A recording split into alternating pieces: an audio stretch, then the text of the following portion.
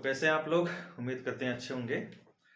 तो आज से हम सोच रहे हैं कि शुरू कर दें कक्षा 10 और कक्षा 12 की गणित, जिनका बोर्ड है। क्योंकि बोर्ड वालों के लिए ज़्यादा ज़रूरी होता है रिवीजन। तो रिवीजन क्लास ही रहेगा, बहुत ज़्यादा डिटेल में नहीं जाएंगे। तो कुछ स्कूलों में प्री बोर्ड की परीक्षा शुरू हो गई है और मेरे पास एक पेपर है कक्षा 10 का। और आपको पता होगा कि कक्षा 10 में हर सब्जेक्ट 100 नंबर का होता है और उस 100 नंबर में से 30 जो होता है वो स्कूल की तरफ से दिया जाएगा। ये यूपी बोर्ड के बारे में बता रहे हैं। और बाकी जो 70 नंबर का रहेगा उसमें से 20 प्रश्न बहुविकल्पीय रहेंगे, जिसको OMRs में गोला करना होगा हल करके। और 50 नंबर का ऐसा रहेगा जिसमें लिखने वाला सवाल आएगा। तो मैंने ये कुछ बातें लिखा है। प्री बोर्ड परीक्षा कक्षा 10 विषय गणित, ये 2023 और 24 सत्र के लिए है। क्योंकि ये रिवीजन क्लास रहेगा, बहुत डिटेल में नहीं रहेगा, तो केवल इन्हीं सत्र के लोगों के लिए है। तो आपको पता है 3 घंटे का समय रहता है। वैसे 3 घंटे 15 मिनट का भी समय दिया जाएगा, क्योंकि बोर्ड में, ये प्री बोर्ड के बारे में मैं बता रहा हूँ। आपको पता होगा 30 नंबर आंतरिक है, ये हमने लिख दिया है। 30 नंबर आंतरिक क्रियाकलाप पर आधारित अंक, ये स्कूल की तरफ से दिया जाता है। उसके बाद 70 नंबर का पेपर होगा, ये आपको पता ही है, जिसमें से 20 बहुविकल्पीय प्रश्न होते हैं। उसके बाद 50 नंबर का लिखने वाला प्रश्न आएगा, जो आपको हल करना रहेगा कॉपी में। और मेरे पास एक प्री बोर्ड की पेपर है कक्षा 10 की। मैं सोच रहा हूँ कि उसके बहुविकल्पी प्रश्नों को मैं अच्छे से आपको बता दूं। आपको ध्यान से देखना है, बहुत ज़्यादा डिटेल में नहीं जाना है, बस छोटी छोटी बातों पर ध्यान देना है। तो बहुविकल्पी प्रश्न सारे आपके हल हो जाएंगे। तो शुरुआत करते हैं आज से। तो प्री बोर्ड वाला पेपर मेरे हाथ में है, मैं पढ़ के सुना दे रहा हूँ। इसमें लिखा है कि प्रश्न पत्र 2 खंडों में विभाजित है।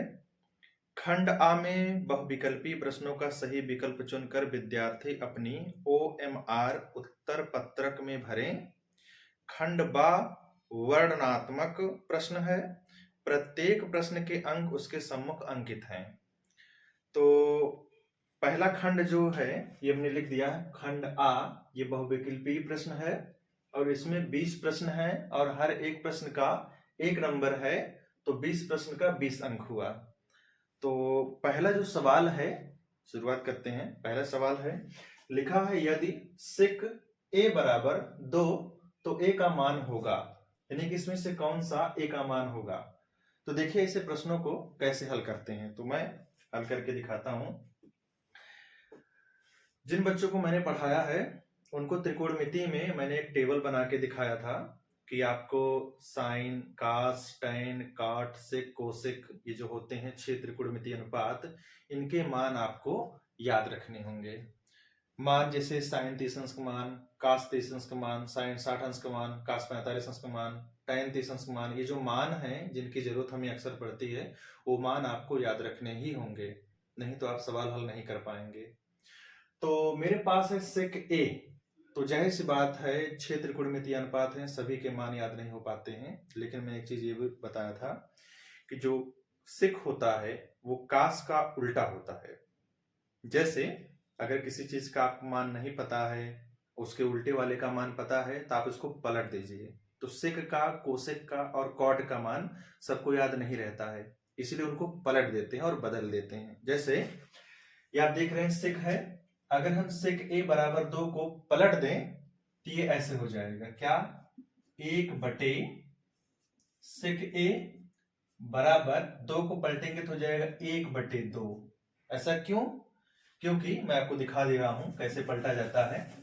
जैसे ये सेक a बराबर 2 है, इसको बटे a कर सकते हैं, इसको भी बटे a कर सकते हैं। अगर इसको हम पलट देंगे तो हो जाएगा 1 बटे सेक a बराबर 1 बटे 2। और 1 बटे सेक a जो होता है उसे बोलते हैं कॉस a, बराबर हो जाएगा 1 बटे 2। और आपको याद रखना होगा कि इस साइड कॉस है, ठीक है, तो उस साइड भी कॉस होना चाहिए, यानी कि दोनों साइड बराबर होना चाहिए। तो क्या लिख देंगे, कॉस a बराबर हो जाएगा, कास में किसका मान 1 बटे 2 होता है, क्योंकि इधर कास है इसलिए उधर भी कास लाना है, तो cos में किसका मान 1/2 होता है?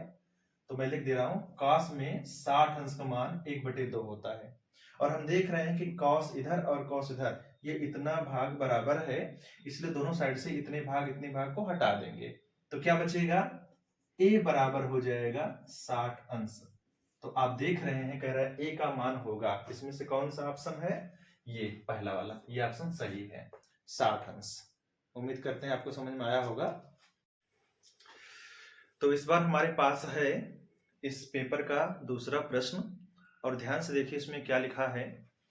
लिखा है कि वृत्त पर स्थित बिंदु से खींची गई रेखा तथा संगत त्रिज्या के बीच का कोण ... होता है। इसमें से हमें भरना है सम कोण, न्यून कोण, अधिक कोण, बृहद कोण। ये है आपके पास विकल्प 4, इसमें से कोई एक सही भरना है हमें। तो मैं इसको समझा दे रहा हूं उसका मतलब क्या है। तो इसमें लिखा है वृत्त पर स्थित बिंदु, तो सबसे पहले एक वृत्त बनाएंगे। लो मैं बना दे रहा हूं एक वृत्त, ये देखिए बन गया है वृत्त, और ये है वृत्त का केंद्र, ये हमने लिख दिया O। अब देखिए कह रहा है वृत्त पर स्थित बिंदु, तो ये वृत्त है, इस वृत्त पर कहीं पर एक बिंदु दिखा दीजिए। ठीक है, मान लीजिए कि यही वो बिंदु है, ये है बिंदु P। ठीक, अब कह रहा है बिंदु से खींची गई रेखा, इसी बिंदु से एक खींची गई रेखा, इसे रेखा खींच दीजिए। हमने खींच दिया। पहले क्या बोला था? एक वृत्त पर कोई बिंदु है और वहां से खींची गई रेखा, ये हमने खींच दिया। कह रहा है तथा संगत त्रिज्या के बीच का कोण, संगत त्रिज्या, अभी तो त्रिज्या हमने खींचा नहीं है, तो ये जो बिंदु है ये, और आप केंद्र से अगर कोई भी परितक रेखा खींचते हैं तो वो होती है त्रिज्या। तो इस केंद्र से इस बिंदु तक हम एक त्रिज्या खींच दे रहे हैं, ये खींच दिया, देख रहे हैं। तो ये त्रिज्या और ये खींची गई रेखा के बीच का कोण, तो आपको पता होना चाहिए कि कक्षा 10 में एक प्रमेय है कि ये खींची गई रेखा अगर कोई वृत्त पर बिंदु है तो इस रेखा को बोलते हैं स्पर्श रेखा, आपको पता होगा। ठीक है, इस बिंदु को बोलते हैं स्पर्श बिंदु। मैं बता दे रहा हूं, और ज्यादा डिटेल में नहीं बताऊंगा, लेकिन फिर भी कुछ जरूरी बातें मैं बताऊंगा आपको, ताकि आपको समझ में आ जाए। इसके बाद, और ये क्या है? ये O से P, ये क्या है? ये त्रिज्या है। ठीक है, तो आपकी किताब में इस वाले पाठ में एक प्रमेय है। क्या प्रमेय है? कि स्पर्श रेखा के स्पर्श बिंदु पर खींची गई जो त्रिज्या होती है, ये त्रिज्या, ध्यान देना, ये यहां पर लंब होता है। ठीक है, ये जो खींची गई त्रिज्या है स्पर्श रेखा पर क्या होती है? लंब। और लंब का मतलब होता है 90 अंश का कोण। इसका मतलब ये है कि ये जो खींची गई रेखा है और ये जो त्रिज्या है, इसके बीच का कोण 90 अंश का कोण होता है, और इस 90 अंश के कोण को बोलते हैं समकोण। ये पहला ऑप्शन सही है।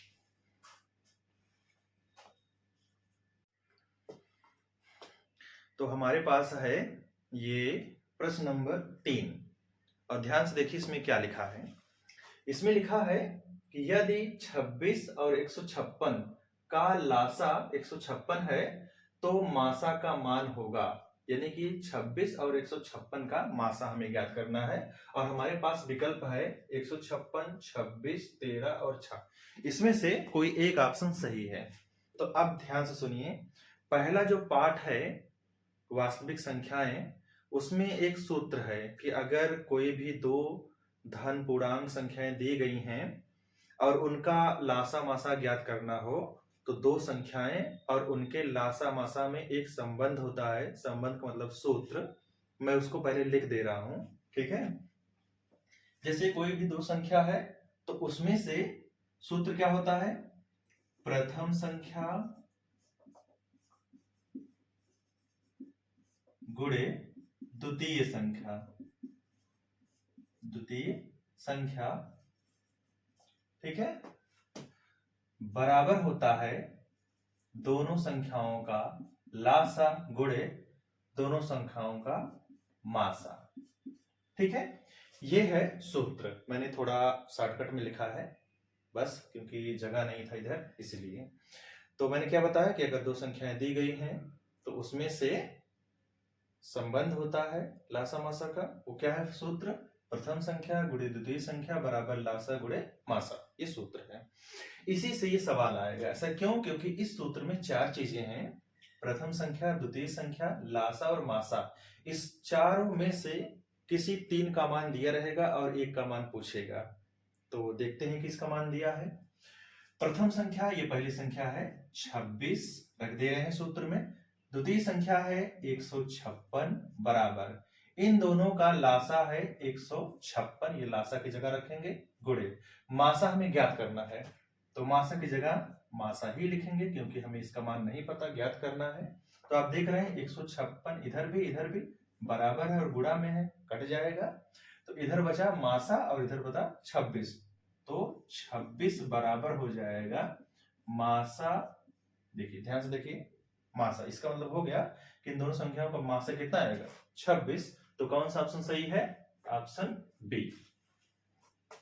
उम्मीद करते हैं आपको समझ में आ रहा होगा। तो अगला हमारे पास सवाल नंबर 4 है, और जरा ध्यान से देखिए इसमें क्या लिखा है। लिखा है कि 10 सेंटीमीटर भुजा वाले दो घनों के सिरों को जोड़ा जाता है, तब इस प्रकार प्राप्त घनाभ का पृष्ठीय क्षेत्रफल है। इसमें से कौन सा ऑप्शन है? ऑप्शन है पहला 900 सेंटीमीटर स्क्वायर, 1000 सेंटीमीटर स्क्वायर, और 800 सेंटीमीटर स्क्वायर और 1200 सेंटीमीटर स्क्वायर। इसमें से कोई एक ऑप्शन सही है। देखते हैं क्या होता है।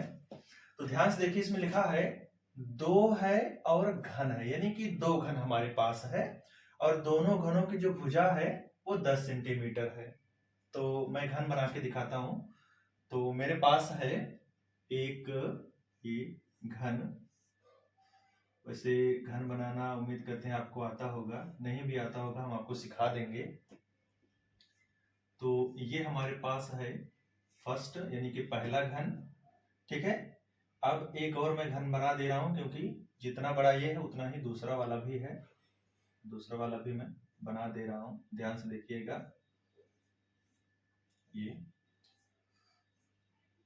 ये घन है, ठीक। अब जरा प्रश्न में ध्यान से देखिए, कह रहा है कि 10 सेंटीमीटर भुजा वाले, यानी कि ये जो घन है इसकी जो भुजा की लंबाई है वह 10 सेंटीमीटर है, इसकी भी भुजा की लंबाई 10 सेंटीमीटर है, ठीक। और ये दोनों घन है। क्या कह रहा है कि सिरों को जोड़ा जाता है, यानी कि दोनों को आपस में जोड़ दिया जाता है, इसे जोड़ दो, सटा दो, ठीक है। तो ये क्या हो जाता है? तब इस प्रकार प्राप्त घनाभ का पृष्ठीय क्षेत्रफल, जब दोनों को हम एकदम इसे जोड़ देंगे, सटा देंगे, तो हमारे पास मिलेगा एक घन। कैसा मिलेगा? घन मिलेगा। और वो कैसा होगा? ऐसे मैं बना के दिखाता हूं, तो देखिए ये हो जाएगा ऐसे, ठीक है। ऐसा क्यों? क्योंकि जब दोनों को जोड़ेंगे तो ये बढ़ जाएगा लंबाई, ठीक। कैसे? ये भुजा की लंबाई 10 सेंटीमीटर है, इसकी भी भुजा की लंबाई 10 सेंटीमीटर है, तो कुल भुजा की लंबाई कितनी हो जाएगी? 20 सेंटीमीटर, ठीक है। और आपको पता होगा कि जो घन होता है इसकी लंबाई, चौड़ाई और ऊंचाई बराबर होती है, लेकिन घनाभ में लंबाई, चौड़ाई, ऊंचाई बराबर नहीं होती है, ठीक है। अगर दो चीज बराबर है तो तीसरा जरूर अलग होगा, लेकिन घनाभ में, सॉरी, घन में लंबाई, चौड़ाई, ऊंचाई बराबर होती है। तो ध्यान दीजिए, इसमें जो है लंबाई कितनी है इसकी? जितनी भुजा की लंबाई है 10 सेंटीमीटर, इसकी चौड़ाई कितनी है? ये भी 10 सेंटीमीटर, और इसकी ऊंचाई कितनी है? 10 सेंटीमीटर, ध्यान दीजिएगा, ठीक है। अब इस जो इन दोनों को जोड़ने के बाद घनाभ मिला है, इनकी केवल लंबाई बढ़ी है, ऊंचाई जितनी, चौड़ाई जितनी इसकी थी उतनी ही इसकी भी है। इसका मतलब ये है कि ये सिर्फ लंबाई बढ़ा है, ठीक है, चौड़ाई उतनी ही रहेगा जितनी इसकी है, ठीक, क्योंकि केवल लंबाई बढ़ा है जोड़ने से, ये ऊंचाई नहीं बढ़ा है, ध्यान दीजिएगा। तो ऊंचाई भी 10 सेंटीमीटर ही रहेगा, ध्यान दीजिएगा इस पे। और जैसे ही हमें मान मिल गया, तुरंत हम इसके पृष्ठीय क्षेत्रफल वाला सूत्र लगा देंगे और हल कर देंगे, आ जाएगा आंसर। तो सूत्र आपको पता होगा, नहीं भी पता है मैं लिख दे रहा हूं। सूत्र क्या होता है? क्या घनाभ का संपूर्ण या केवल पृष्ठीय क्षेत्रफल कहा जाए तो भी आप वही समझिएगा, संपूर्ण पृष्ठीय क्षेत्रफल। क्या सूत्र होता है? ये होता है 2 गुणे लंबाई गुणे चौड़ाई प्लस चौड़ाई गुणे ऊंचाई प्लस ऊंचाई गुणे लंबाई, और अब इसमें हम मान रख देंगे और हो जाएगा आंसर। तो कैसे? 2 लंबाई का मान 20 गुणे चौड़ाई का मान 10 है प्लस ये 10 है, ठीक। फिर चौड़ाई 10 गुणे 10 ऊंचाई है प्लस 10 ऊंचाई और लंबाई है 20। इसको जरा हल कीजिए तो जाएगा 2 गुणे, यहाँ हो जाएगा क्या 20 और 10 का गुणा करेंगे तो हो जाएगा 200 प्लस यहाँ हो जाएगा 100 प्लस यहाँ हो जाएगा 200 और ये हो जाएगा 200 फिर 100 300 200 हो जाएगा 500, 5 दूनी 10, यानी कि हो जाएगा 1000 सेंटीमीटर स्क्वायर। इसका मतलब ये हुआ कि जो विकल्प बी है ये हो जाएगा सही। उम्मीद करते हैं आपको समझ में आया होगा। ये हमारा सवाल नंबर 5 है और ध्यान से देखिए इसमें क्या लिखा है। लिखा है द्विघात समीकरण 3x स्क्वायर धन 4x माइनस 5 बराबर 0 का विविक्तकर है। अब ध्यान दीजिए, इसका तो विकल्प हम भूल गए लिखना, मैं लिख दे रहा हूं इसका विकल्प। पहला विकर्ण है 89 यानी कि 89, दूसरा है 76, तीसरा है 71 और ये 13, चौथा। इसमें से कोई एक विकल्प सही है। अब आपको पता होगा कि सवाल द्विघात समीकरण का है और उसमें विविक्तकर का सूत्र क्या होता है। अगर आपको नहीं याद है तो मैं लिख दे रहा हूं कि अगर कोई द्विघात समीकरण दिया गया है तो उसके विविक्तकर का सूत्र क्या होता है और कैसे हम निकालते हैं। मैं लिख दे रहा हूं सूत्र क्या होता है? विविक्तकर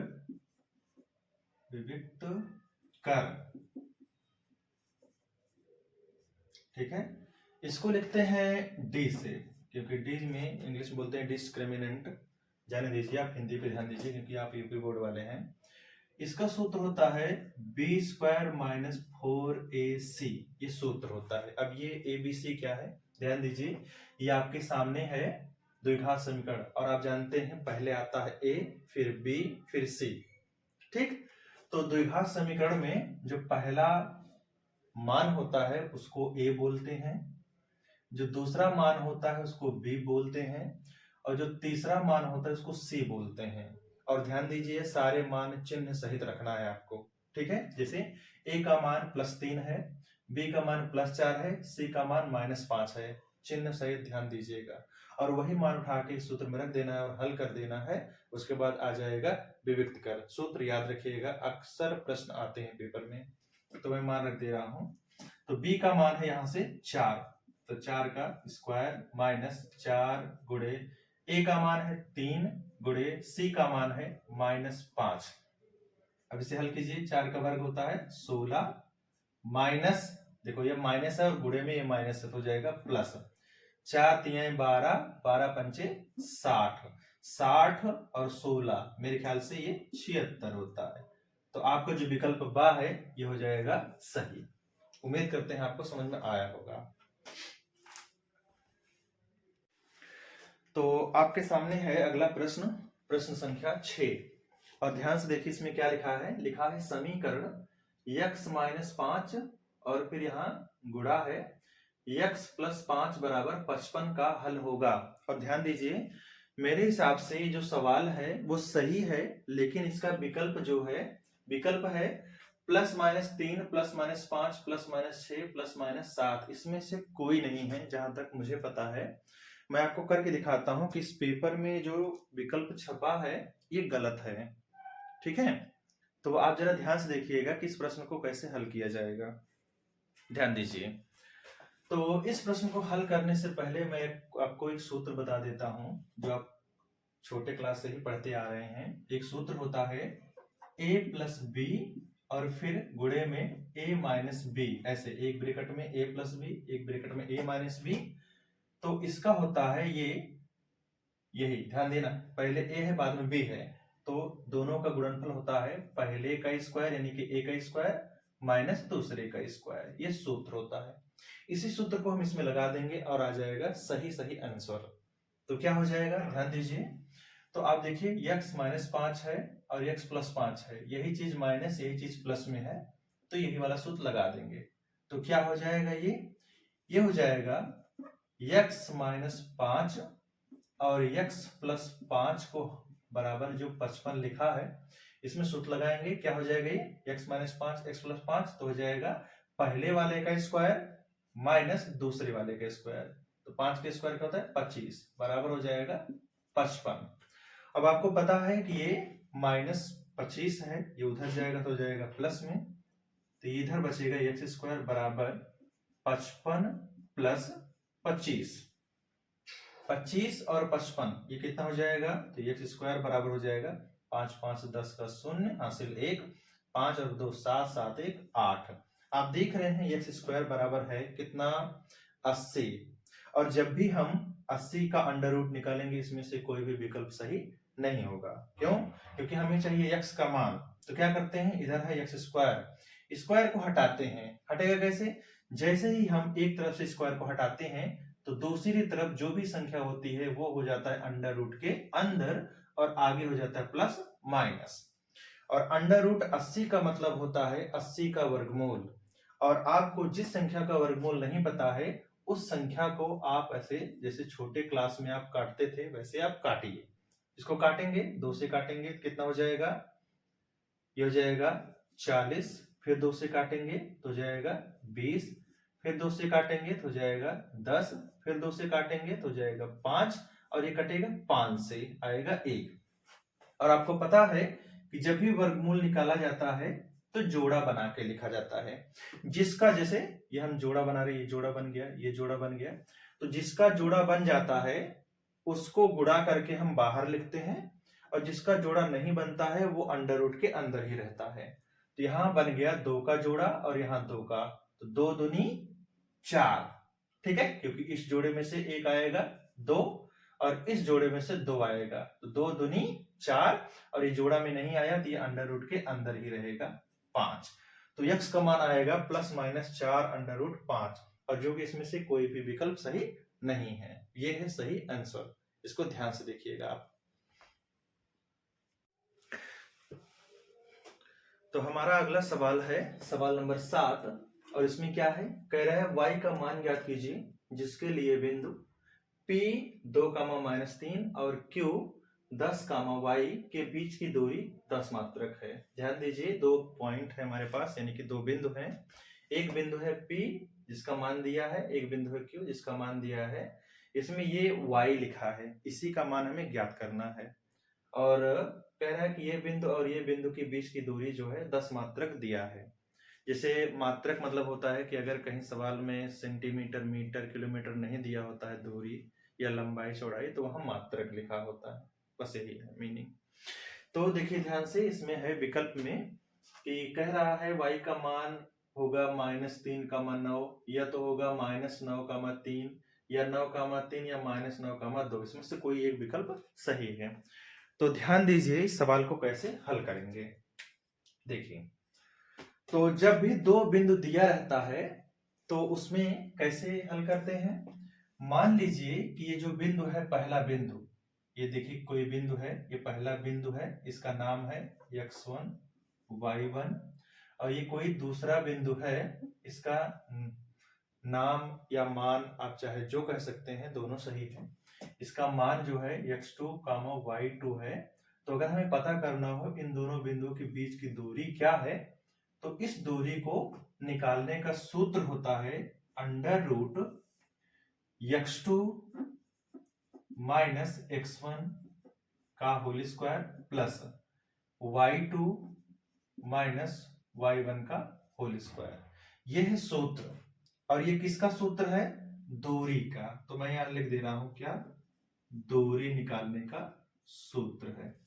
अब ध्यान दीजिए, तो इसमें जो पहला बिंदु है ये P, इसका मान है 2, -3, यानी कि x1 का मान 2 है, y1 का मान -3 है।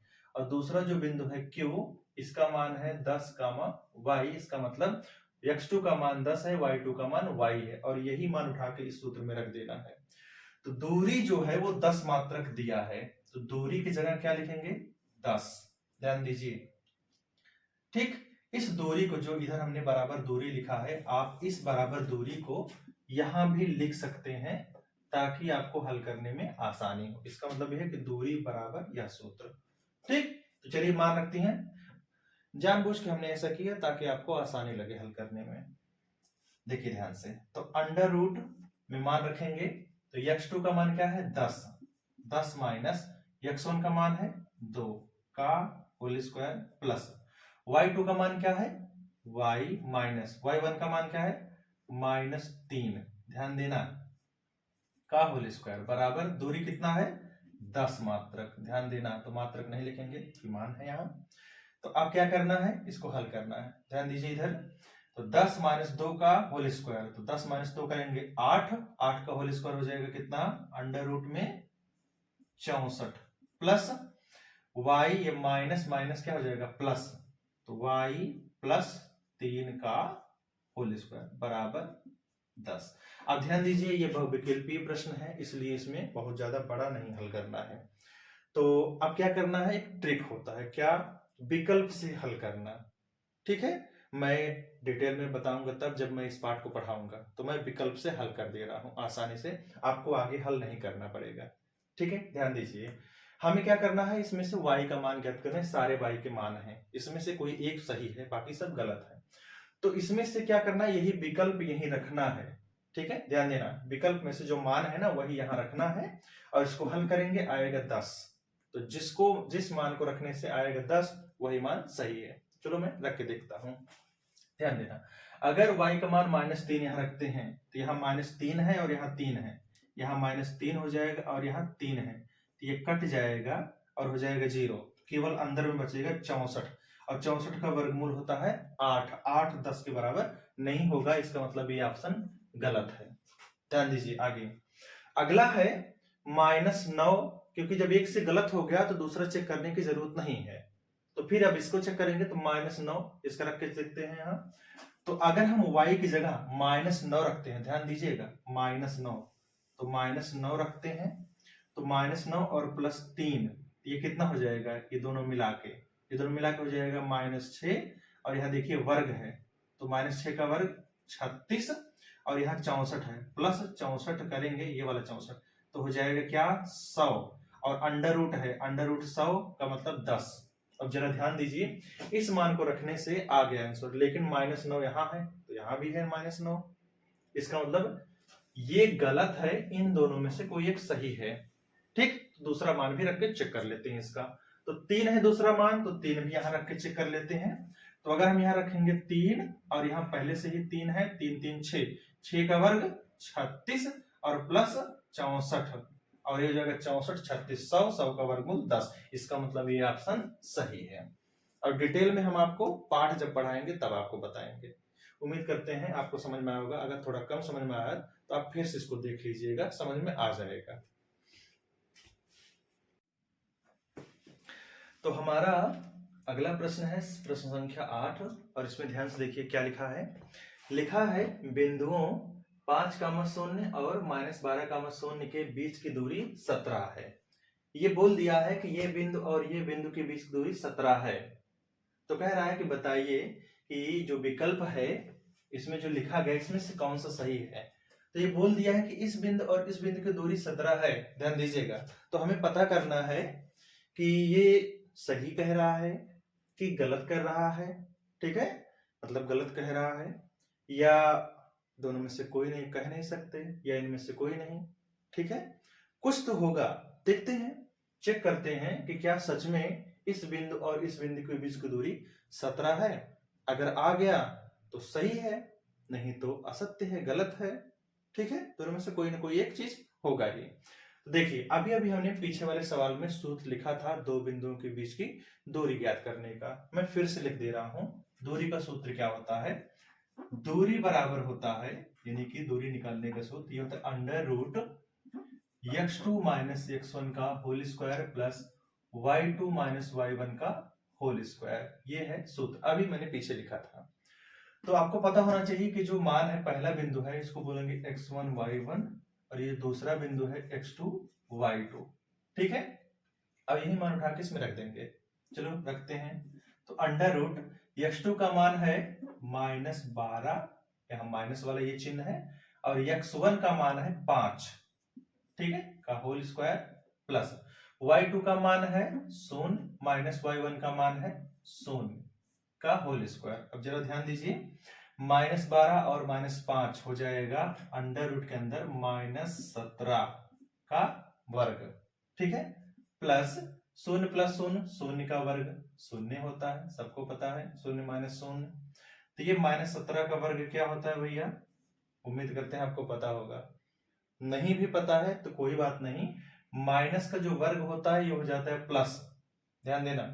और 17 का वर्ग कितना होता है, नहीं आता है तो कोई बात नहीं, आप ऐसे गुणा करके निकाल भी सकते हैं, मैं निकाल दे रहा हूं, जैसे 17 गुणे 17 करेंगे, ठीक, 17 17 में चाहे पढ़ लीजिए, चाहे ऐसे आप छोटे बच्चों की तरह आप गुणा भी कर सकते हैं। कैसे, 7 49 का 9 हासिल 4, 7 के 7 4 11, 1 7 7, 1 कन्ने 1, और फिर यहाँ 0 लगाते हैं, आपको पता ही होगा, ये हो जाएगा 9 7 1 8, और यहाँ हो जाएगा 2, यानी कि 17 का वर्ग होता है 289, तो -17 का वर्ग हो जाएगा 289 प्लस 0, 0 प्लस 289 यानी कि 289, और 289 का वर्गमूल है, तो 289 का वर्गमूल मतलब कितना, 17 भैया, ठीक है। इसको मतलब ये हुआ कि ये बिंदु और ये बिंदु की दूरी कितना है, कि बीच की दूरी 17 है, सही है गलत, तो आंसर आया है 17, इसका मतलब क्या है, सत्य है। उम्मीद करते हैं आपको समझ में आया होगा। और हमने आपको बता रखा है कि आप 1 से 30 तक वर्ग याद रखिए, और 1 से 20 तक घन, नहीं याद है तो आज से ही याद करना शुरू कर दीजिए, क्योंकि ये बहुत ज्यादा जरूरी है। अगर याद रहेगा तो ये गुणा करना नहीं पड़ेगा, जैसा कि मैंने आपको बता रखा है, ठीक है, ध्यान दीजिएगा इस पे। तो हमारा अगला प्रश्न है प्रश्न संख्या 9, और इसमें ध्यान से देखिए क्या लिखा है। लिखा है x बराबर 1 समीकरण 2x square minus 5x plus 3 बराबर 0 का एक हल है या नहीं, हमें पता करना है। और जैसा कि पीछे प्रश्न में विकल्प था, वही विकल्प इस प्रश्न में भी है। हमें बताना है कि x बराबर 1 इस समीकरण का हल है या नहीं, मतलब जो बोल रहा है सत्य है या असत्य है, जो भी है, देखते हैं क्या होता है। ध्यान दीजिएगा, कैसे पता चलता है कि कोई जो मान दिया गया है वो उस समीकरण का हल है या नहीं। ध्यान दीजिए, क्या करते हैं ऐसे प्रश्नों में, जब भी किसी भी समीकरण का कोई मान दिया रहता है, वही मान उठा के उसी समीकरण में रख देते हैं। अगर दोनों पक्ष बराबर आ जाएं, तो जो दिया गया मान है वो उस समीकरण का हल है। और अगर यही मान रखने से समीकरण के इस साइड के मान, यानी कि बाएं तरफ का मान हल करेंगे, दाहिने तरफ जो लिखा है ये दोनों मान बराबर नहीं आया तो हल नहीं है। ध्यान दीजिएगा इस पे, तो यही मान उठा के रख दीजिए। x बराबर 1 का मतलब x की जगह 1 रखना है, रख दो इसी में, तो क्या हो जाएगा, 2 गुणे x स्क्वायर है, यानी कि x की जगह 1 रखना है, तो 1 का स्क्वायर माइनस 5 गुणे 1 प्लस 3 बराबर 0। ध्यान दीजिएगा, तो 1 का वर्ग 1 होता है, तो मैं लिख दे रहा हूं 2 गुणे 1 माइनस 5 के 5 प्लस 3 बराबर 0। 2 1 के 2 माइनस 5 है प्लस 3 बराबर 0। और जरा ध्यान से देखिए, 2 धन में 3 धन में 2 और 3 5 में से गया 5, तो क्या बचेगा 0। इसका मतलब ये है कि दोनों साइड देखो, इधर 0 आ जाएगा, इधर 0 आ जाएगा, इसका मतलब ये है दोनों पक्ष बराबर हैं। और यही मैंने कहा कि अगर कोई मान दिया है वो मान उसी समीकरण में रख दीजिए, अगर दोनों पक्ष बराबर आ जाए तो वो मान दिए गए समीकरण का हल है, ठीक है। अगर मान बराबर नहीं आता है तो हल नहीं है। इसका मतलब क्या है कि x बराबर 1 इस समीकरण का हल है, तो सही है गलत, सही है, हल है भैया, यानी कि सत्य है। उम्मीद करते हैं आपको समझ में आया होगा। तो हमारा अगला प्रश्न है प्रश्न संख्या 10, और आज का ये लास्ट है, इसको जरा ध्यान से देखिएगा। बाकी जो प्रश्न है मैं आगे भी वीडियो बना के डाल दूंगा, तो आज के लिए बस इतना ही, क्योंकि टाइम ज्यादा हो गया है आज। तो प्रश्न क्या है, बिंदु 3,4 की y अक्ष से दूरी है, कितना दूरी है इस बिंदु की, 1 इकाई, 3 इकाई, 4 इकाई, 5 इकाई। ध्यान दीजिए इस प्रश्न को कैसे करना है और समझना भी है हमें। तो आपको पता होगा कि ये जो x अक्ष y अक्ष होता है ये निर्देशांक ज्यामिति में होता है। सबको पता है x अक्ष y अक्ष होता क्या है। मैं बना के दिखाता हूं। आप जानते हैं कि ये जो ऊर्ध्वाधर रेखा होता है इस रेखा को ऐसे हमने कर दिया है, और ये दूसरी रेखा ये जो क्षैतिज रेखा होती है, जब दोनों रेखाएं एक दूसरे को 90 अंश पे काटती हैं तो इन रेखाओं को बोलते हैं क्या क्या बोलते हैं? इसको बोलते हैं x अक्ष, सबको पता है, और इसको बोलते हैं y अक्ष। ठीक है, ये y अक्ष है जो ऊर्ध्वाधर रेखा है, और इसको क्या बोलते हैं? x अक्ष। उम्मीद करते हैं आपको समझ में आया होगा इतना।